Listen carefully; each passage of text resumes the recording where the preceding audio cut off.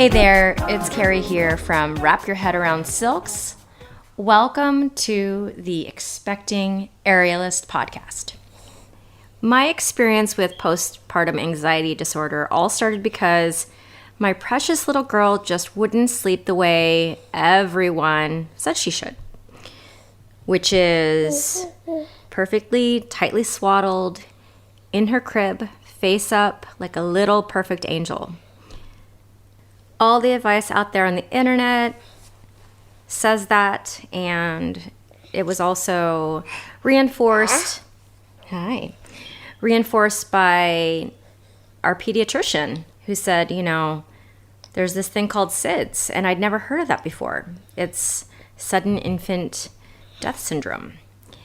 And I read about it, and after that, I was just gripped with fear that she would suffocate in her sleep because of something that I did.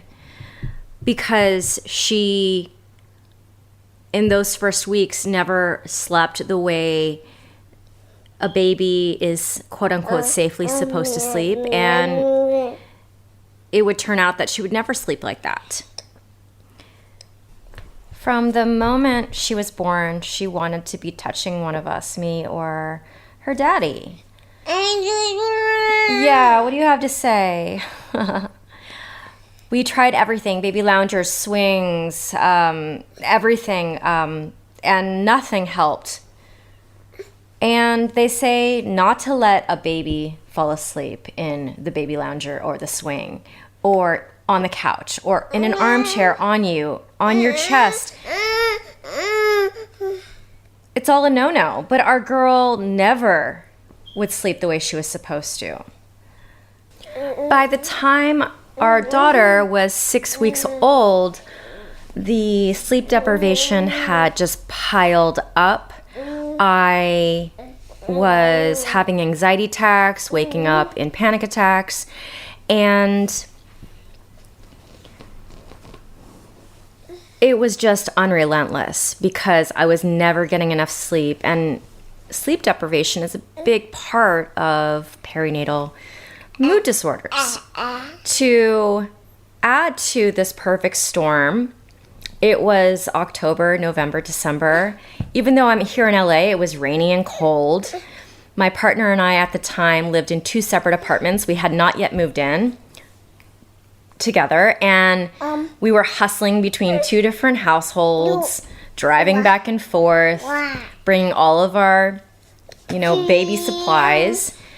And my partner was really busy at work, and both of us were barely sleeping. Sometimes he wouldn't sleep at all because he would take the night shift just to give me a couple hours of sleep before going to work and before I needed to take care of her for the entire day. She also had diaper rash early on, and she had issues with some acid reflux, which is really common with babies, but poor thing was struggling with that a little bit, which didn't help her sleep either. So nobody was really sleeping well in the household. I was really struggling, but I didn't know to talk to my doctor. I just thought, wow, this is really hard.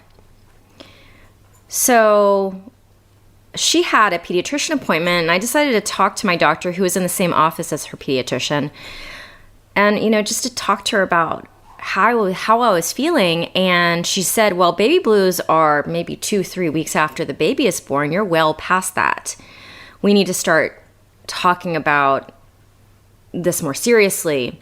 And so she asked me to go talk to my talk therapist, my psychologist. I did that, and then ended up realizing, yes, I do have a perinatal anxiety disorder, and we need to treat it.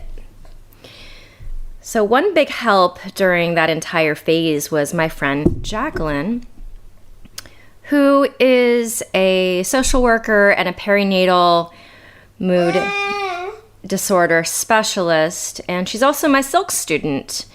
And she really helped me understand what was happening. And I have her here today to talk about all the different types of mood disorders that women can suffer from after having a baby. and kind of bring light to it, because sometimes these things can go misdiagnosed or undiagnosed and really put the woman in a really difficult place, because being a mom the first 6 months to a year of your baby's life is hard enough. And then you add to that, anxiety disorder, depression, lots of different types of variations of perinatal disorders. So I'm really excited to have Jacqueline here today to go in depth and talk more about it. And I hope you guys really gain some benefit from it and can walk away with a lot of new information. Hello, Jacqueline. Welcome to the podcast. Hello. Thank you for having me.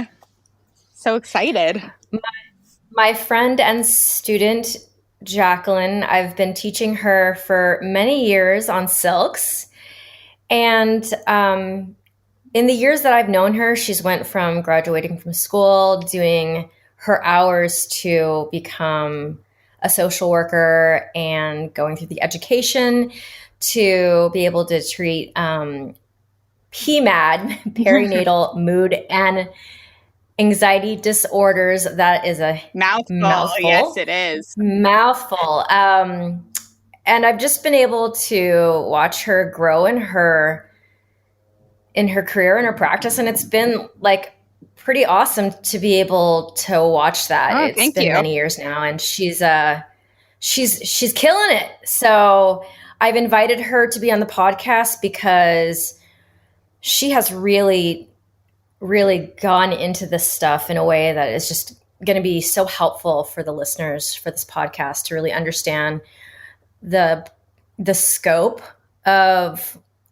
these disorders. Because before I realized that I had postpartum anxiety disorder, I didn't realize that there were all these different types. I thought it was just PPD. Yeah. I thought it was just postpartum depression, but it's more than that. And it's really interesting. So the first question is, can you just define PMAD for us and tell us from the clinical standpoint what it is and all the different types?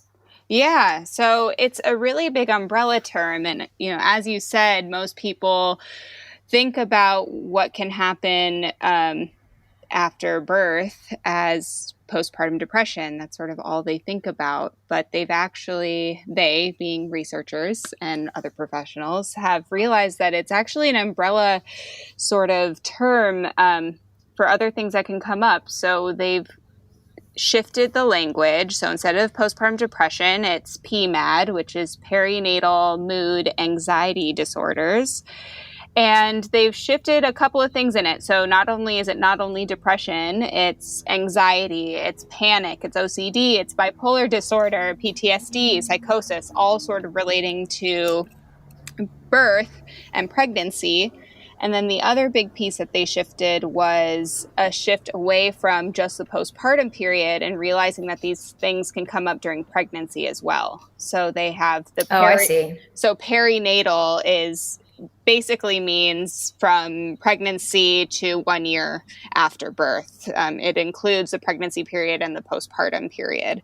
So these things can arise early on, but the postpartum period is also very sensitive. I didn't really think about it that way. And even though mine felt like it got worse as my sleep deprivation got worse, I definitely was having anxiety before the baby was born. And I think that's very common, because it's most of us who have such control issues, you can't control, especially the last trimester of your pregnancy. And that's really hard on somebody like me. There's a lot of things that come up with control. I mean, there's this, with anxiety especially, a big thing that we see with, new parents and birthing parents is a planning and control thing, especially with anxiety, with OCD.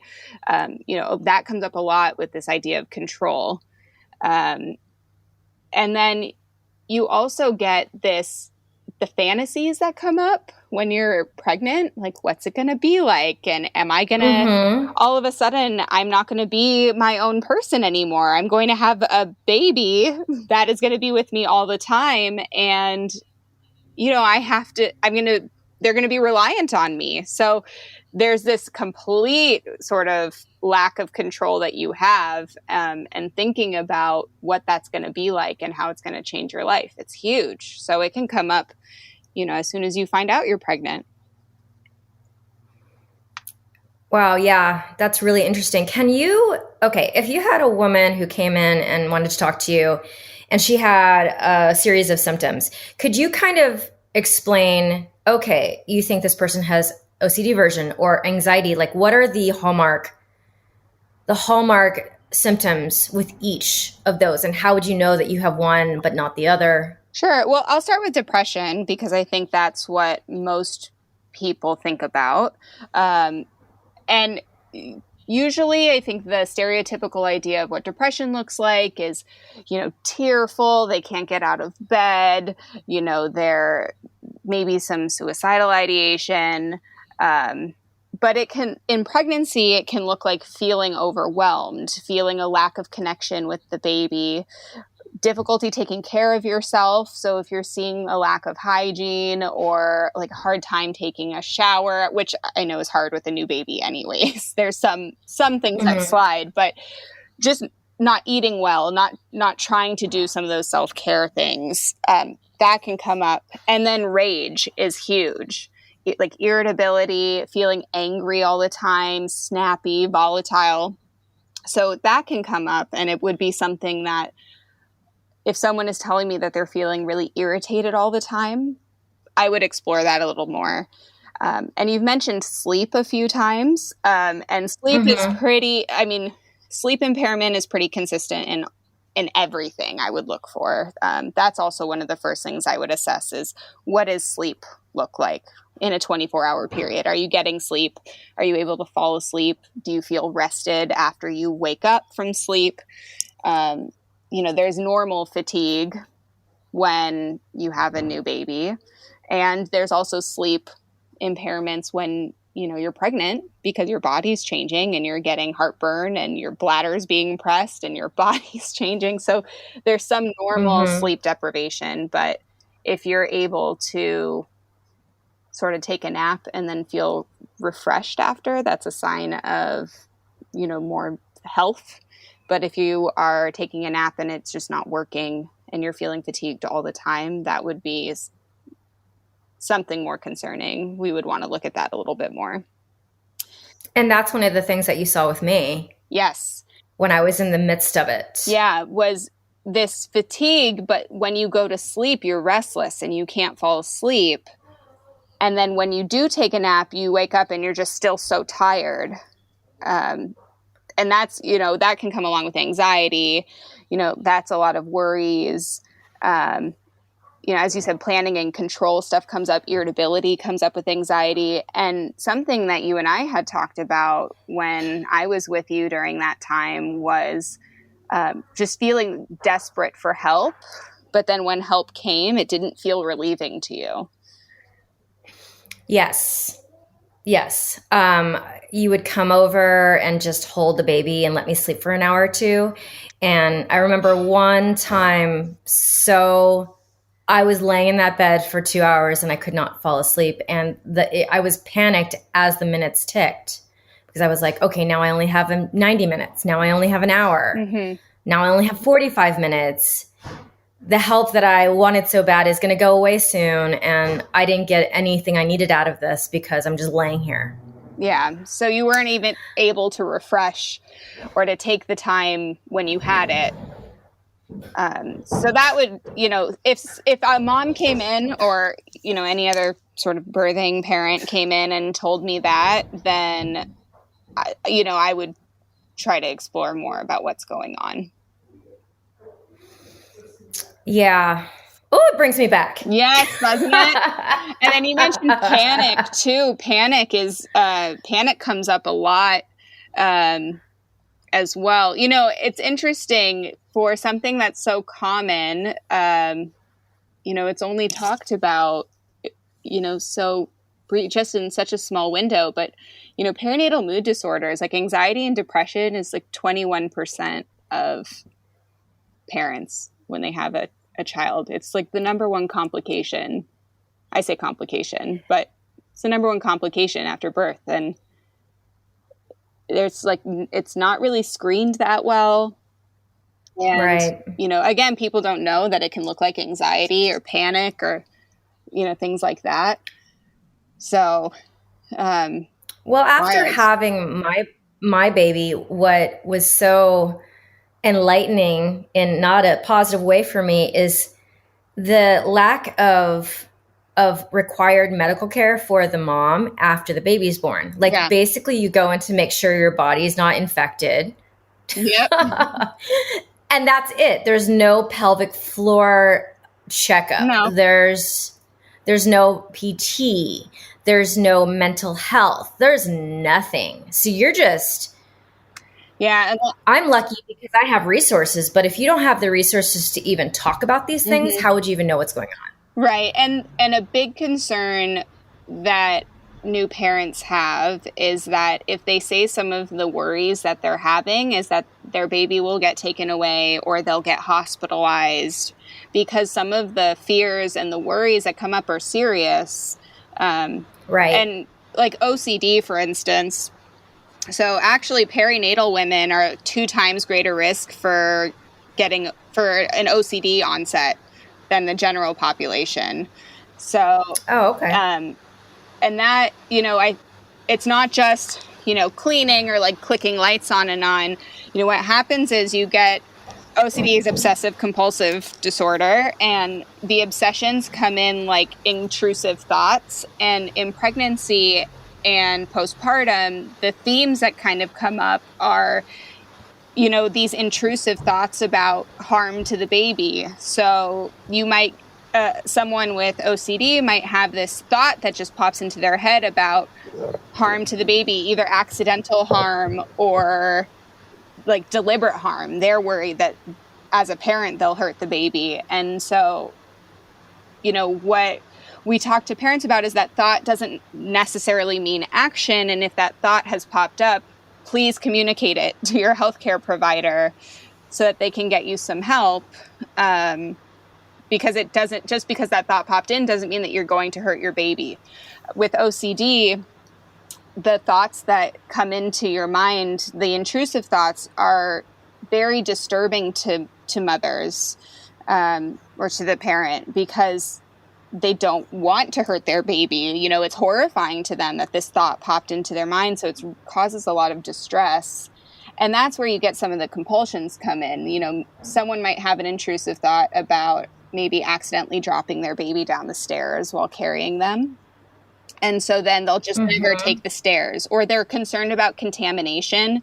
So they'll like excessively clean breast pumps, or, use like really hot water to wash hands. Like that's where a lot of the cleaning stuff can come in. But that's where you'll get a lot of controlling behaviors too.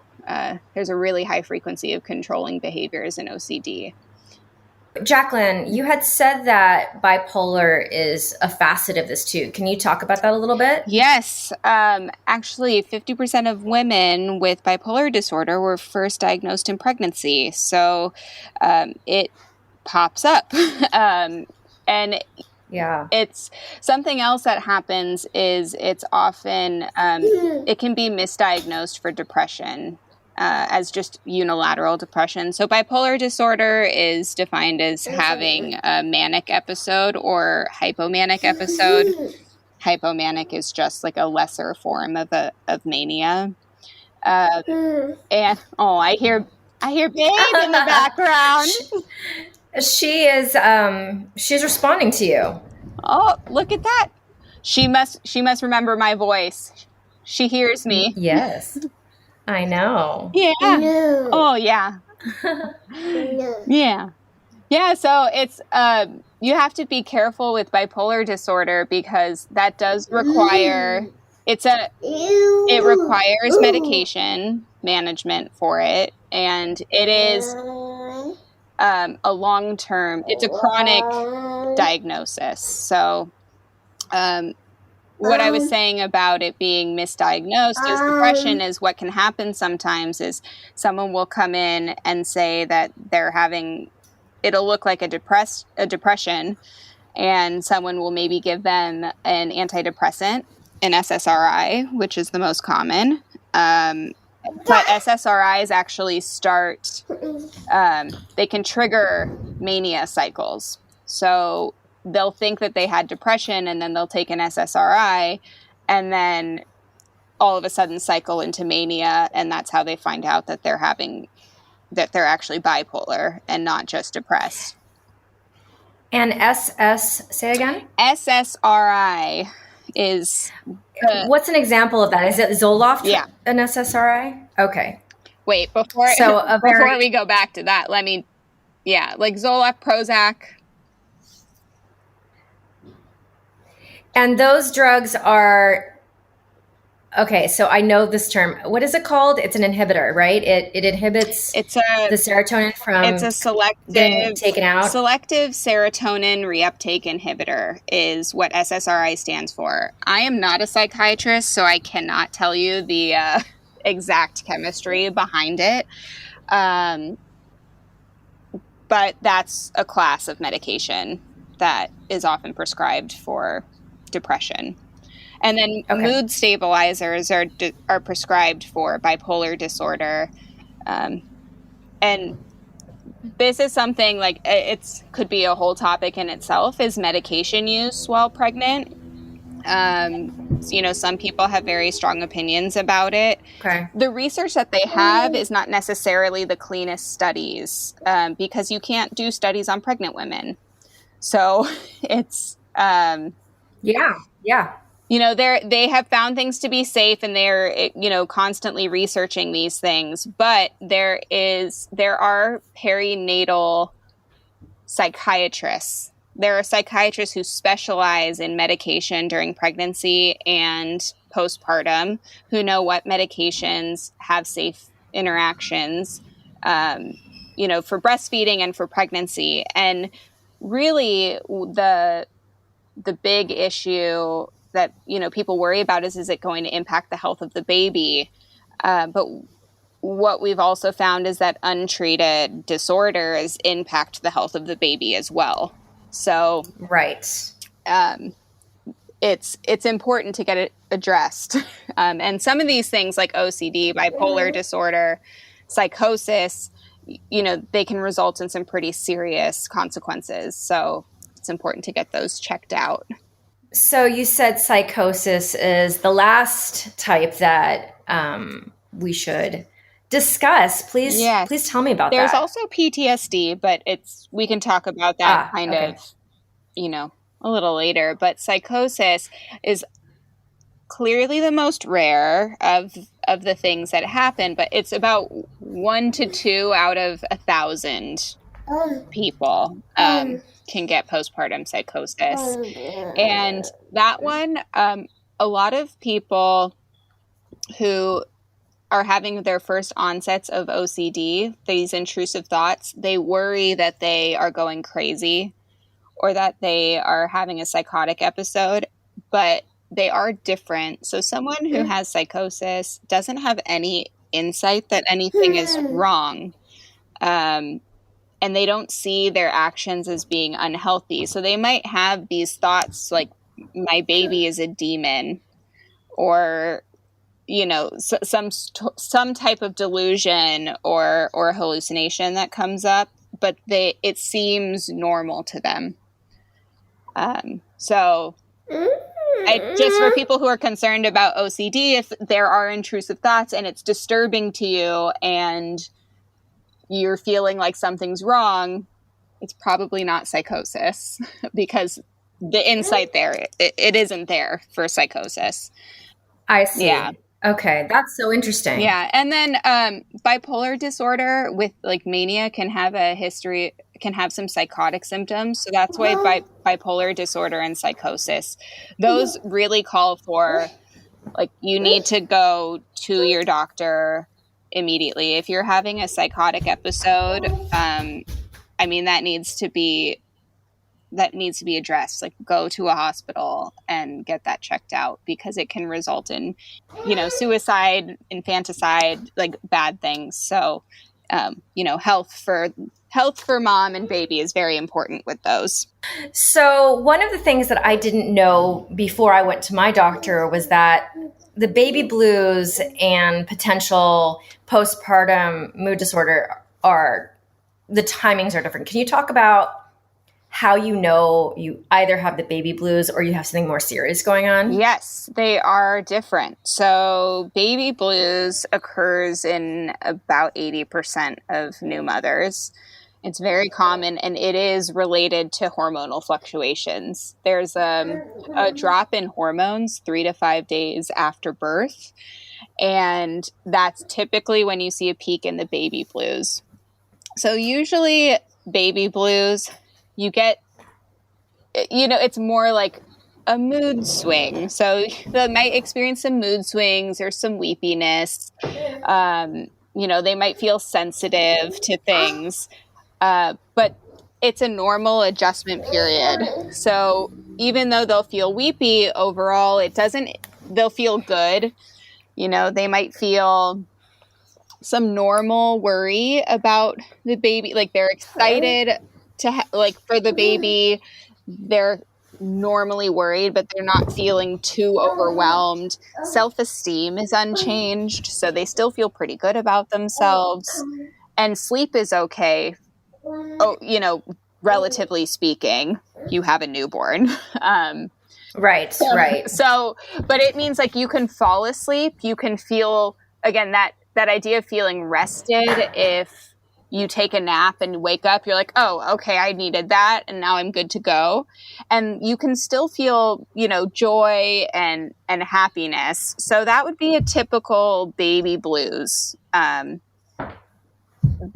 Where it's something more is, also forgot to say, it's 2 to 3 weeks. Anything outside of that window is not baby blues. Okay, that's really a great marker to know. Yeah, 2 to 3 weeks. If you're having some weepiness, if you're feeling extra sensitive, there's been a drop in your hormones and it's baby blues.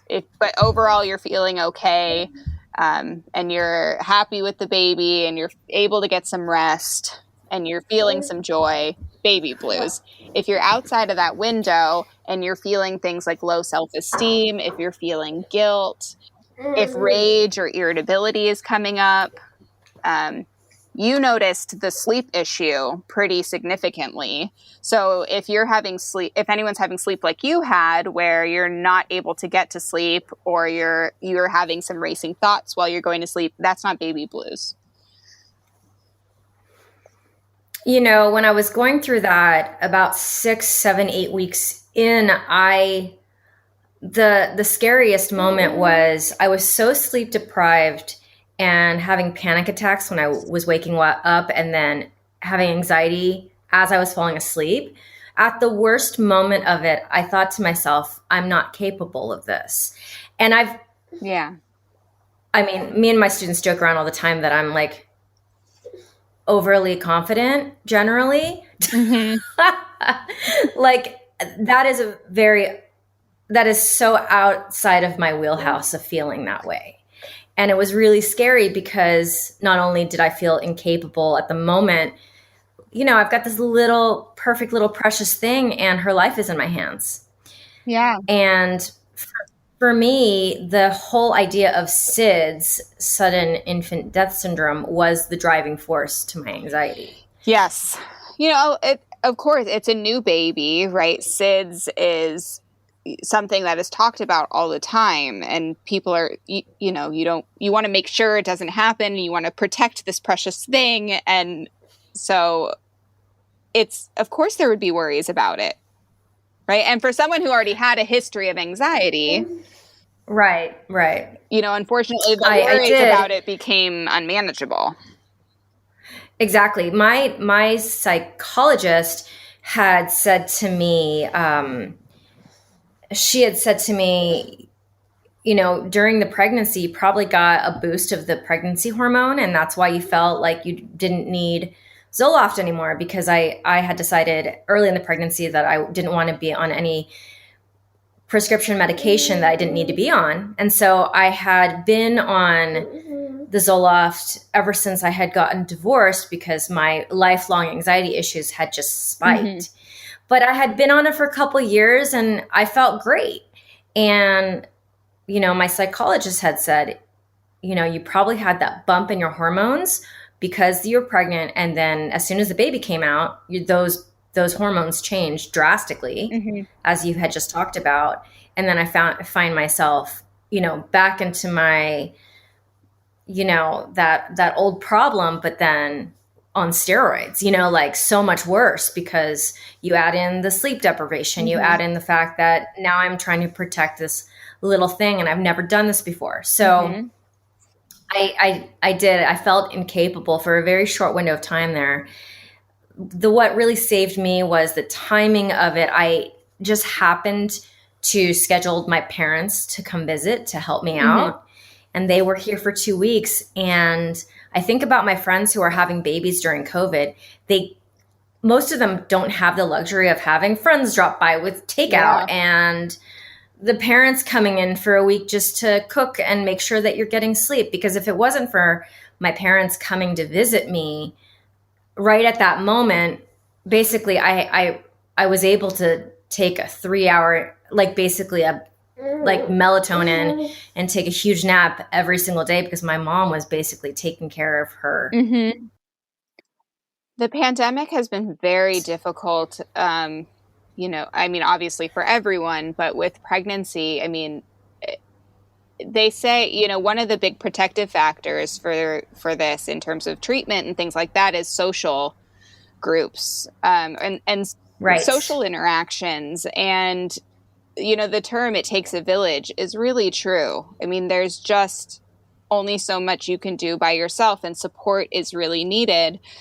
And so, COVID has really taken a toll. And then, it also has impacted how people are giving birth. What kind of support person you're allowed to have in the hospital with you or wherever you're giving birth. People who were hiring doulas or postpartum doulas, that was impacted. Some hospitals have different rules about who can come in and who can't, even with the partner too.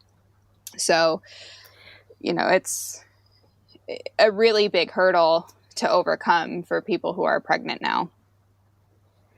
Yeah. And my heart just goes out to the women who are, just so isolated, isolated when you have in the first, 6 months of the baby's life. It's really hard. I was lucky that she was born 6 months before the pandemic started, mm-hmm. because that really important time, I could just call you and have you come over in 30 minutes if I really was struggling. So I was lucky for that. And even with that, I considered that 2.5 month period the hardest mm-hmm. time of my life up to date.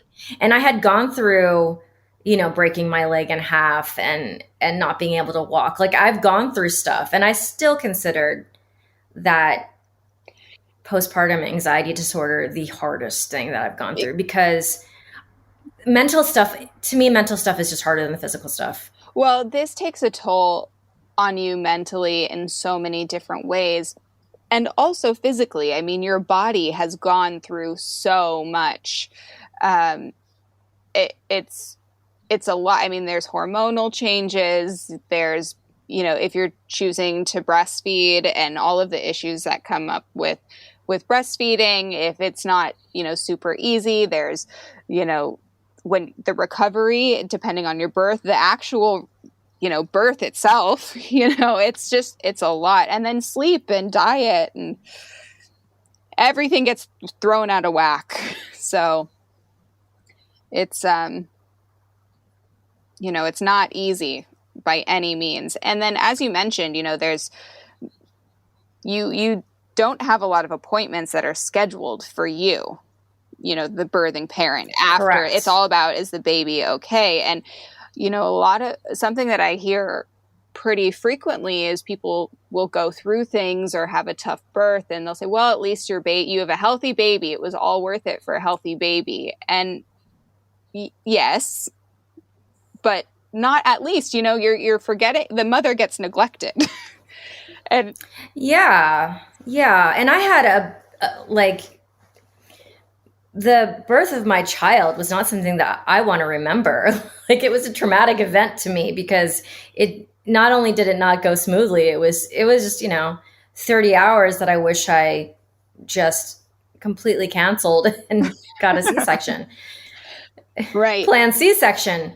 Right. So can you talk a little bit about birth trauma and how that can affect these disorders? Yeah. So, this is getting into, like, you can get postpartum PTSD from things like this. What they would consider a birth trauma is if serious injury has occurred or a near-death experience has occurred to the mother during birth. But what also factors in is, what was the mother's, I'll say birthing person's experience in the process? Did it feel traumatic to her?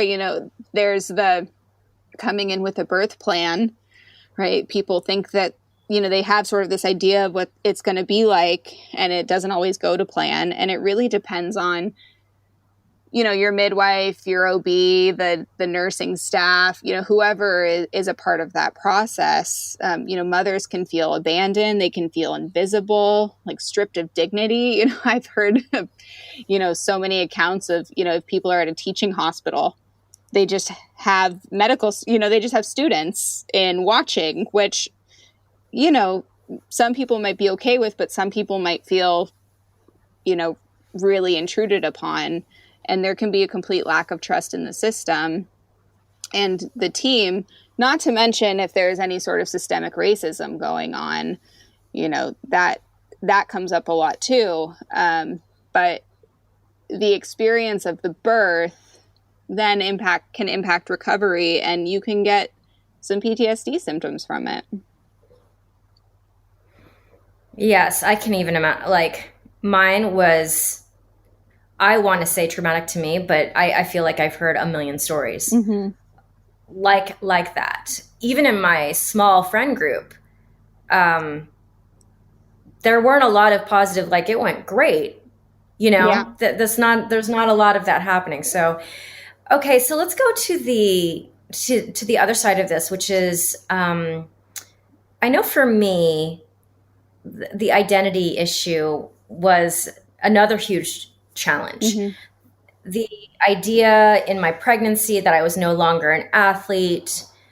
And then, I was going from not being a mom to being a mom, and how that aerialist thing comes in there. I know that you're not a professional aerialist, but you have been training for quite a long time with me. Talk a little bit about this identity switch and how it can be really tough on somebody so active. Sure.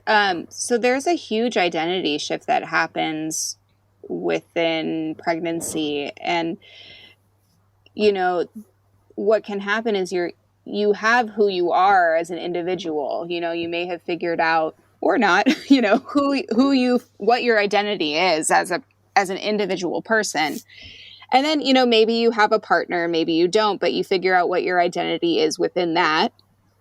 And then you become pregnant, and there's this idea about, what am I going to be, not as an individual anymore, but as it expands to, who am I as a person? Who am I as a parent? Who am I as a partner, if that's your family situation?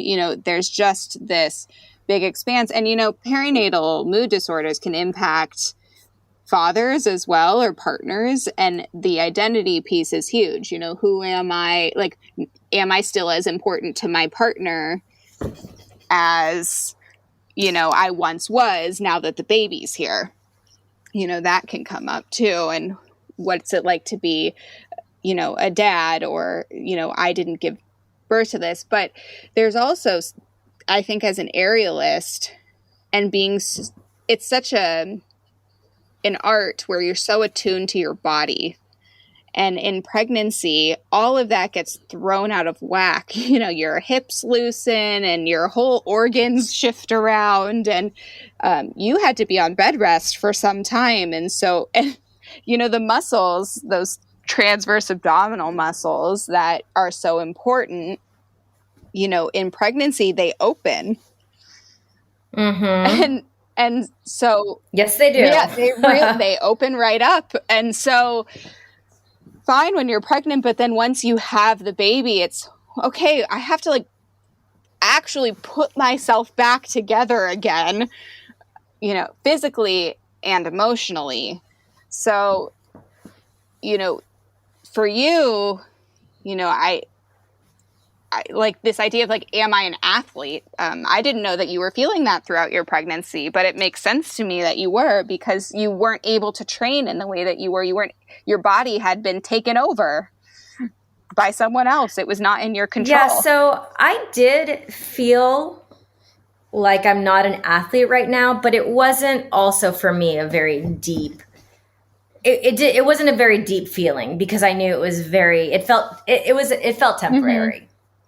It felt temporary. But yeah, I was on pelvic rest and I was not allowed to do anything. And that was just such a change for me.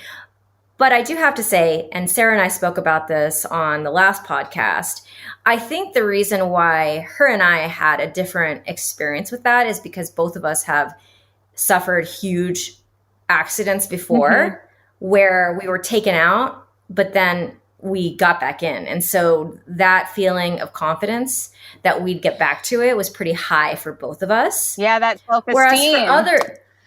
Whereas for other women who maybe having their first kid is their first time, where their body's taken out of aerial and they have to come back to it, there definitely might be a moment where they're like, am I going to go back to this? ? Even after the pandemic started, I had a lot of students who were asking that same thing. And it's not the same problem. It's not the same issue, because your body isn't changing. Yeah. But it is like, what if I don't get back into it the way I was before? There's still that question that a lot of my students have. Jacqueline, thank you so much for your knowledge and sharing it with us. Of course. Yeah, if you could tell women where to look for help if they're listening to this and thinking, wow, that sounds like me, where can they go wherever they live in the world as a resource? Well, I think that a great resource is an organization called Postpartum Support International. It's actually where I did my training to become a perinatal mental health specialist. And as you can tell from the name, they are international. It's a great resource for many reasons. One, they have online support groups for free. For a range of specific groups. So whether it's infant loss groups, perinatal mood issues, if it's adoptive parents, military parents, there's a whole slew of them. But they have free support groups, which is great.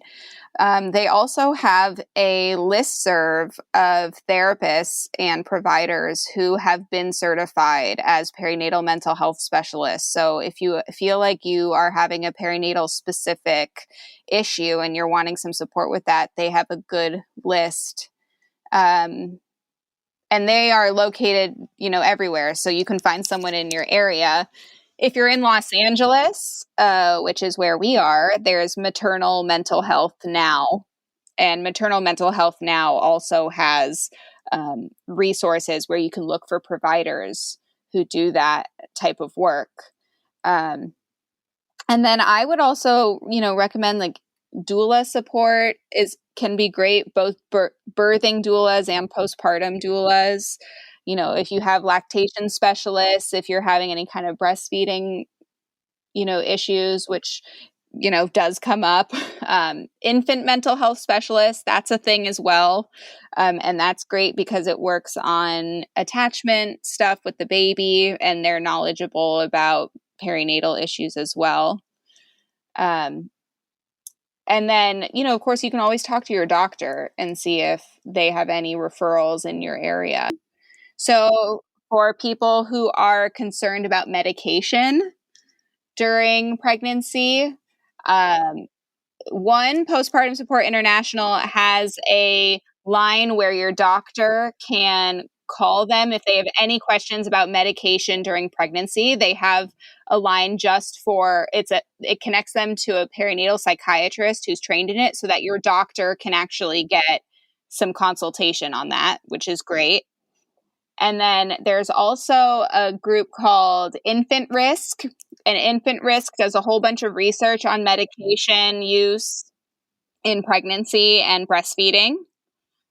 And there's a book called Medication and Mother's Milk by Thomas Hale, and that is pretty thorough in terms of questions about medication. Amazing. These are great resources. I didn't realize there were so many great resources. There's a lot out there, and I bear so many more. This is wonderful. This is wonderful to bring it to light, because not only the conversation's not happening a lot of the time, but the resources are also not getting passed around because the conversations aren't necessarily happening. Yeah. So hopefully, even if this just helps one woman, then we've done our job, right? Yes, definitely. Yes. All right. Well, thank you so much. And Jacqueline, I will see you in the air very soon. Yes, you will. Thank you. Thank you. I wanted to wrap up today's podcast talking about the change of identity for us aerialists as we get pregnant and have our babies. For me, I experienced it in two different ways, as a dancer and an aerialist. As a dancer, it might seem kind of superficial, but the questions that went through my mind were, how would I look? What would my skin look like? How would my body change? And would it be irreversible? And as an aerialist, the question was all those things, plus would my strength change in a way that I could not ever get it back? I wondered this. And then as an artist, how would my life change? Would I still have time to train, create, choreograph, and work? And honestly, those things I'm still trying to figure out. But the pandemic came, so that question has kind of been put on hold because I'm at home and I don't need to worry about traveling right now. I don't need to worry about taking contracts.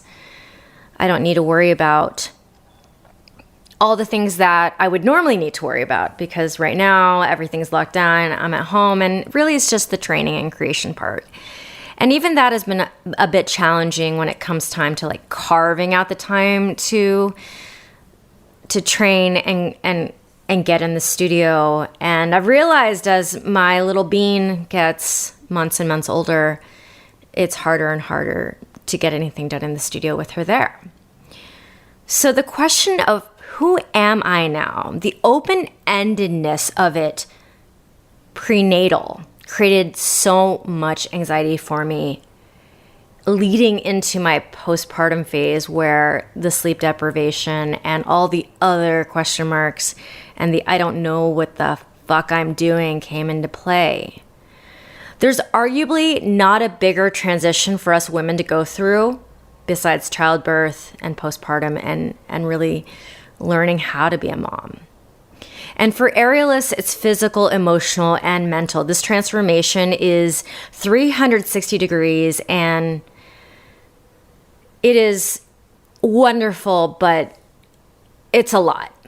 So I want to send love and support across the airwaves because this transformation is not easy. We are a tough breed, but with so much out of our hands, this process can feel extremely challenging. And I struggle with being a control freak, but I know a lot of aerialists out there, there's a lot of similarities with some of us. People always say, oh, it's so risky. Yes, we are taking risks, but I think the thing that many of us feel more comfortable with when we're up there is that we do feel in control. And pregnancy and motherhood, it's like control is, just toss it out the window. So yeah, I want to send a lot of love and support out there because I have that love and support coming from my Ariel community, and I have a lot of Ariel mamas in my life. For you guys out there who don't necessarily, just know that we're with you and that our similarities in our lifestyles, that we're here and that we understand you. So for today, thanks to Jacqueline for her insight and knowledge, and to the best baby daddy and life partner ever, Asa Watkins, for his audio and sound wizardry, and to my listeners for tuning in.